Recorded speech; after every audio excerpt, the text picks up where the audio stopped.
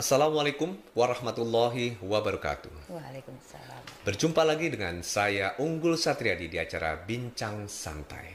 Kali ini Bincang kedatangan tamu wanita tangguh, wanita luar biasa. Beliau adalah Ibu Siti Khotijah. Assalamualaikum Ibu. Waalaikumsalam warahmatullahi wabarakatuh, Pak Unggul. Alhamdulillah, terima kasih banyak telah hadir dan meluangkan waktunya untuk hadir di acara Bincang Santai. Sama-sama, Pak Unggul. Baik, Ibu Siti, kita awali dengan memperkenalkan Ibu kepada para Ranger se-Nusantara. Silakan Ibu. Baik, bismillahirrahmanirrahim. Assalamualaikum warahmatullahi wabarakatuh. Nama saya Siti Khotijah. Saya bekerja di KBTK Islam Teratai Putih Global Mustika Jaya Bekasi, Pak Unggul. Oke, kalau boleh tahu nih Bu, sudah berapa lama nih Ibu berkecimpung di dunia pendidikan dan ngurusin anak-anak tentunya nih Bu. Silakan Ibu cerita sedikit Bu. Waduh, kalau nanya ngurusin anak-anak, sepertinya jari saya sudah nggak bisa buat ngitung ini. Saking lamanya. Saking lamanya. Jadi ketahuan umur saya ya. Kurang lebih 35 tahun. 35 saya tahun. berkecimpung di dunia pendidikan anak usia dini.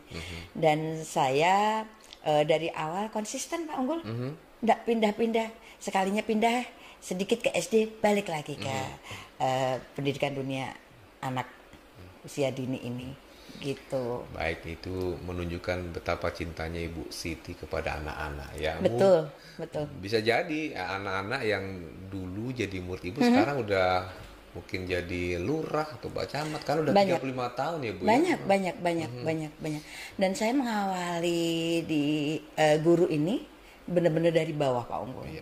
Di Jogja, saya lulus 1987, saya langsung ngajar.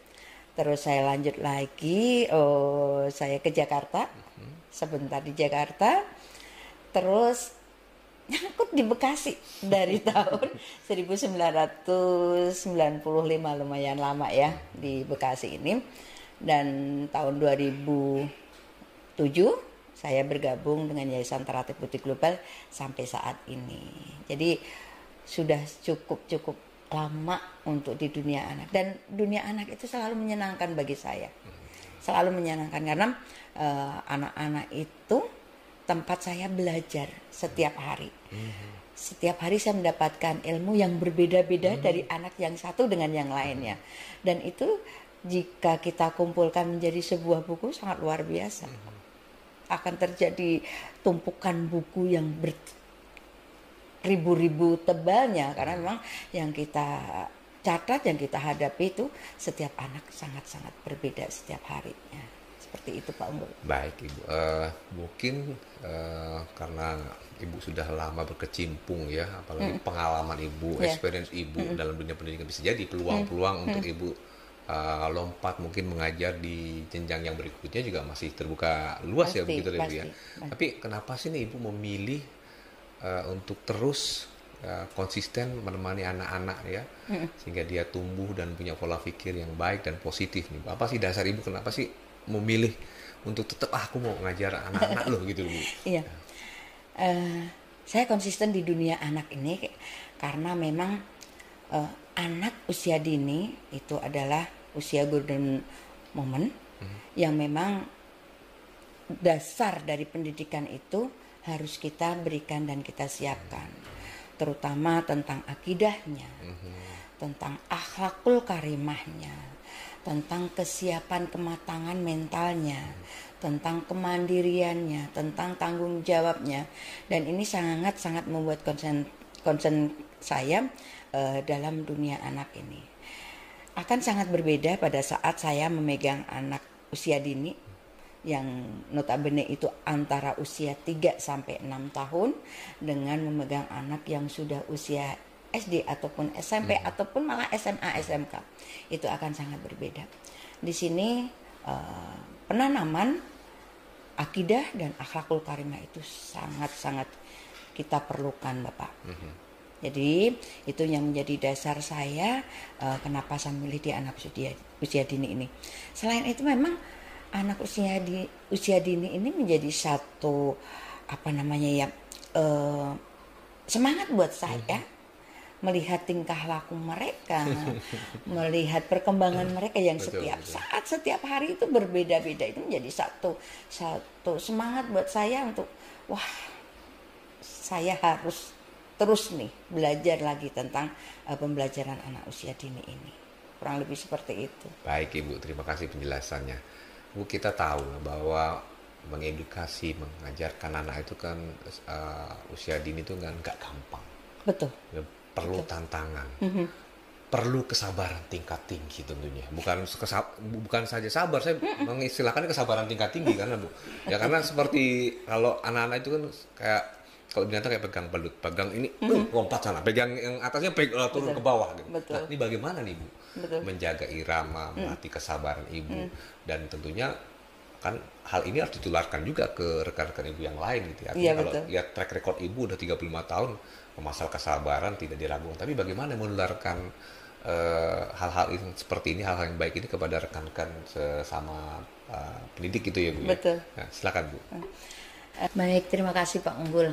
Jadi dalam mendidik ini yang menjadi acuan saya adalah Al-Quran dan Al-Hadis. Itu kan pasti ya, di semua lini kehidupan apapun yang kita lakukan itu yang menjadi dasar utamanya.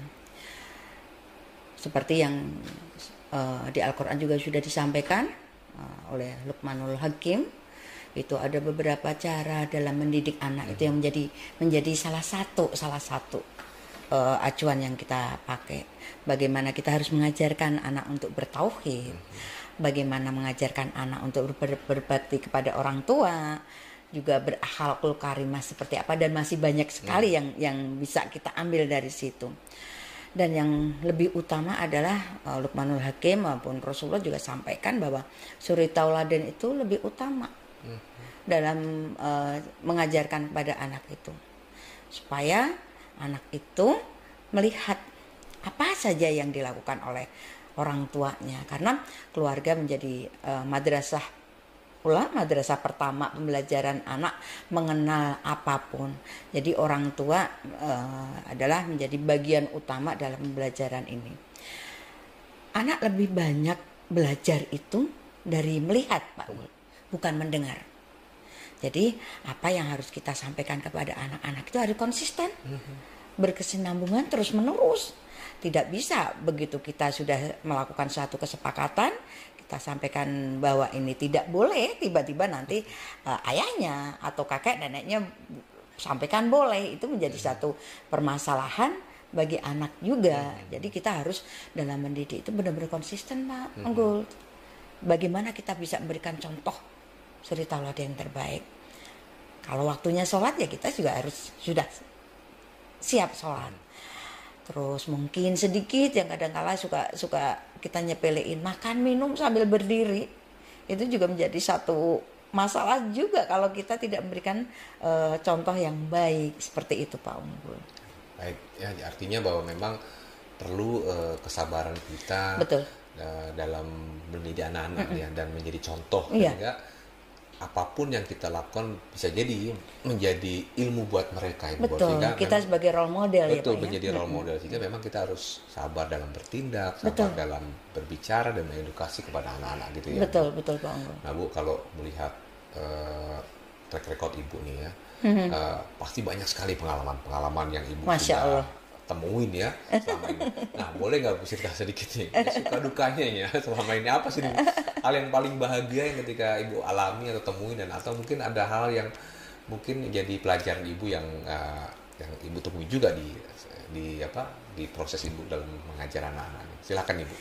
Ditanya suka duka, bagi saya itu dukanya nggak inget karena banyak sekali sukanya untuk di dunia anak ini luar biasa.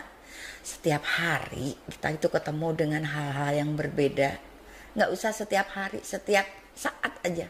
Begitu anak datang dengan mood yang berbeda, begitu sudah ketemu dengan temannya berbeda lagi, pada saat pembelajaran berbeda lagi, sampai nanti pada saat pulangnya yang tadinya berangkat itu masih agak rewel, tidak mau lepas dari orang tuanya, tiba-tiba tidak mau pulang, dijemput juga nggak mau pulang karena saking merasa nyamannya dengan lingkungan sekolah ataupun dengan guru-gurunya juga dan dengan teman-temannya. Seperti itu. Dan yang pasti anak-anak itu menjadi spirit semangat buat saya setiap saat. Karena melihat keceriaan mereka, melihat tingkah laku mereka yang setiap saat itu berbeda-beda, itu menjadi satu energi buat saya untuk terus mudah-mudahan sampai akhir hayat ini bisa berkecimpung di dunia pendidikan anak usia dini. Alhamdulillah, ini dedikasi yang luar biasa nih yang Ibu jalankan selama ini ya.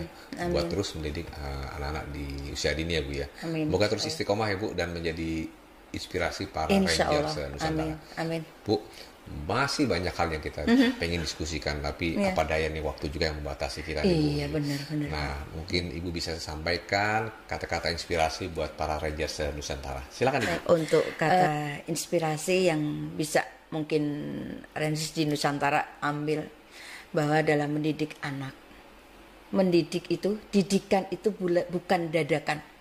Didikan itu bukan dadakan. Artinya apa? Mendidik itu butuh proses yang panjang sekali, yang setiap tahapannya butuh kesabaran, keikhlasan yang benar-benar dari dalam hati, karena anak itu akan merasakan saat dididik tidak dengan hati atau hanya sekedar menjalankan tugas dengan dididik dengan hati.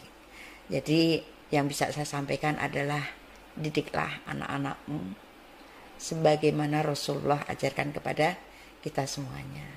Dan mendidik itu bukan dadakan.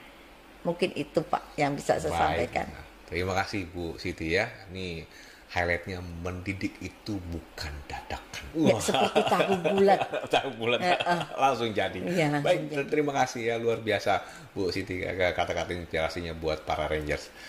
Sama-sama Pak Unggul. Rangers Nusantara, demikian tadi bincang santai kami dengan Ibu Siti Khatijah.